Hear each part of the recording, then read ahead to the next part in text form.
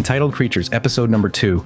Double wedding disaster. Friends ruin their wedding, but not ours. I, 38 million, have been married to Mike, 35 million, for 3 years, together for 12 years. We are very quiet, nerdy, nature-loving guys, not into flashy displays or drama at all. It was the tail end of the pandemic, and since the borders were partially open, we decided to road trip to Gibraltar and elope.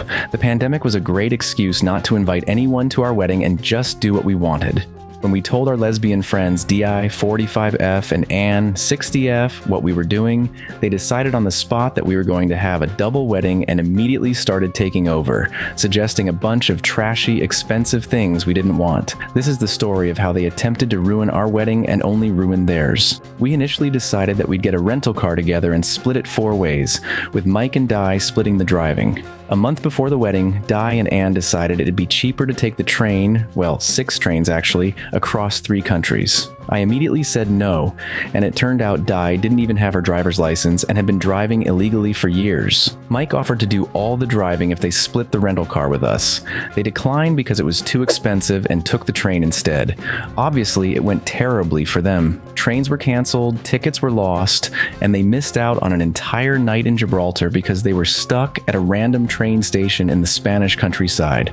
Mike and I had a wonderful road trip and spent a magical night in an Airbnb in Cartagena on the way. Their train tickets cost more than half of the rental car. We initially agreed to get a really fancy Airbnb in Gibraltar with a hot tub and all that stuff. Split 4 ways, we could get something really nice. Well, Anne decided she wanted a real hotel and pulled out of the Airbnb plan. I found a gorgeous little 1-bedroom place for us with a hot tub and a view of the sea. Dee and Anne forgot to book a real hotel and ended up in a freaking awful place by the port, like a place for merchant sailors to crash while they're in port.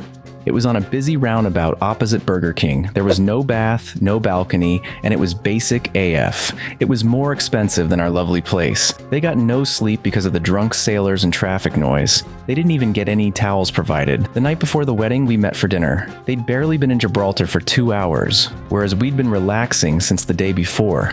At dinner, things were tense, but Di was really trying. At some point, she signaled to the restaurant host, and the lady came over with a super fancy VIP bucket with champagne on ice. She popped the cork and gave it to Di, who handed it to Anne, saying, "Just like the one I gave you in New York, baby." It was clearly supposed to be a romantic moment. Anne refused the cork, and we all smiled nervously to try and smooth things over. The host poured 2 glasses of the champagne and gave the glasses to Di and Anne. Anne took a sip and immediately spat it out, announcing loudly, "It's corked!" We all tried the champagne and told her it was delicious. Mike and I don't really drink, but we know what champagne tastes like. Anne insisted the champagne was corked and loudly announced they wouldn't be paying for it.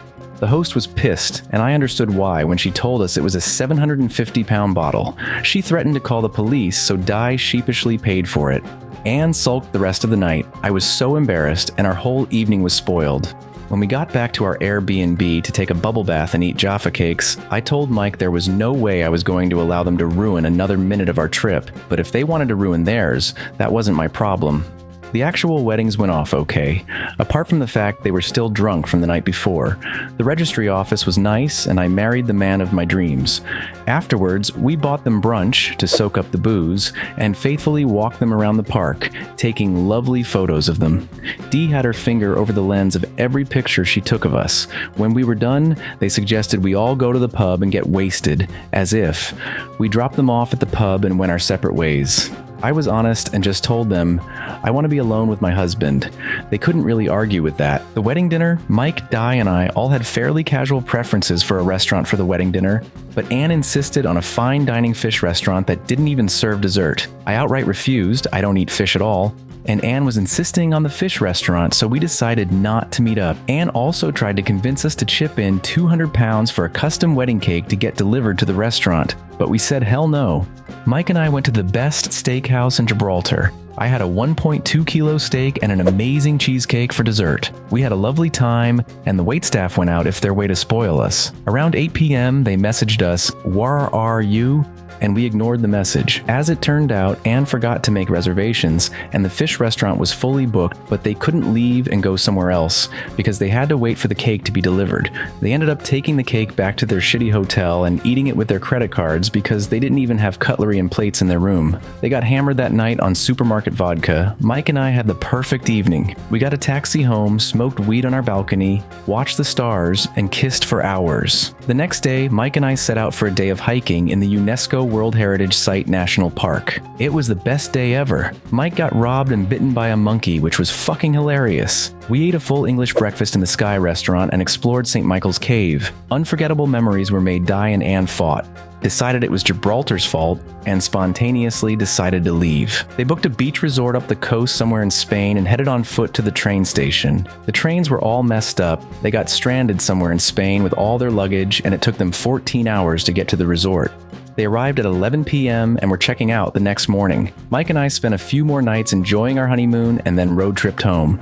We stayed in the same little place in Cartagena on the way back, and the hosts threw us a little surprise party. It was magical. Dee and Anne got stranded again on the way home, lost half their luggage, and caught COVID. TL Doctor, our friends ruined their wedding, but not ours.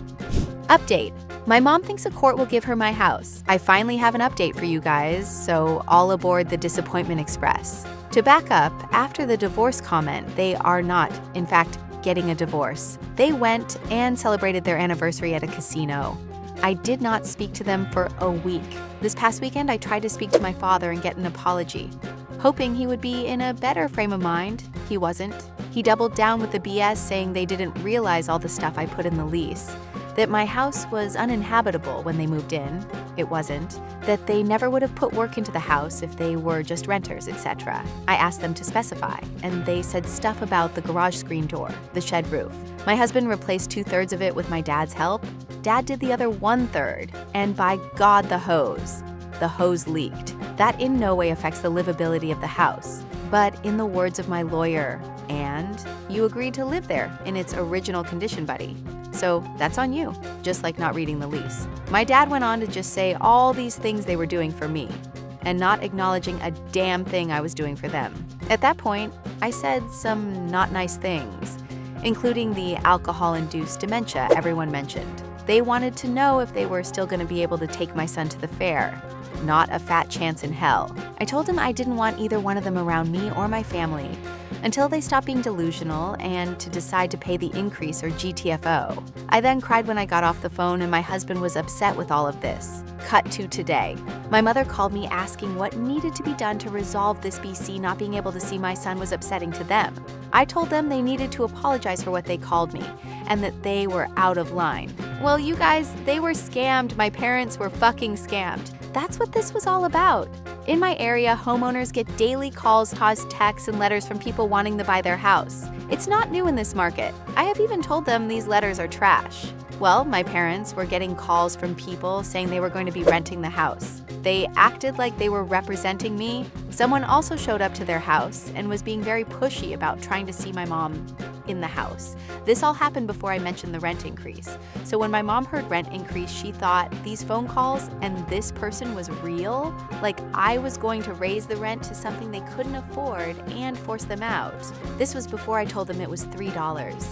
But even after they thought I was throwing them out, I asked them why they didn't ask me, and they said they were scared and had no place to go. I explained to them that's not even how it works. I can't rent a place with tenants. There's a whole legal process, and they should know this. They apologized for how they acted, everything they said, and were embarrassed. They were even more embarrassed that they believed this person and are officially old people that fell for a scammer BC. They thought they were smarter than that. They hadn't given them money or information yet. I told them they were probably setting them up for it. Scammers will pretend to be renting a house and take people's last security. And when the new tenants show up, the house is already occupied and they're screwed out of the money. Or pretend they need money to let them keep living in the house. I have no idea why they fell for this person, or why they never asked me in the first place, since I don't and wouldn't hire a representative for my one house. Their cameras were off when they came, but they're going to file a police report anyway. I told them to call the cops next time to file for harassment trespassing if these people call or show up again. I got my apology from both parents. I explained everything in the lease and why it was legally written that way. I explained to them I can't throw them out on the street on a whim, and as long as they pay the minimum bills to live there, taxes, insurance, I was going to keep my end of the deal. So I guess that's my update. They're not getting evicted for now, but I might have to start monitoring them more closely to see if they fall for other dumb shit. PSA: a lot of us seem to have boomer parents, so I wanted to make you all aware of something. My parents have Medicaid, edit, which in the US of A means that if they have a large medical expense, they ain't paying for shit until all their personal assets are utilized. This means draining bank accounts, taking property, and even requesting back gifts from up to 5 years ago. So for example, your mom falls and breaks a hip and winds up in a rehab. Your mom gave you $20,000 for a new roof a few years ago. The government will demand that money before they pay for the rehab. They can take their savings and demand property in their name, sold to pay for it. They legally cannot touch their car.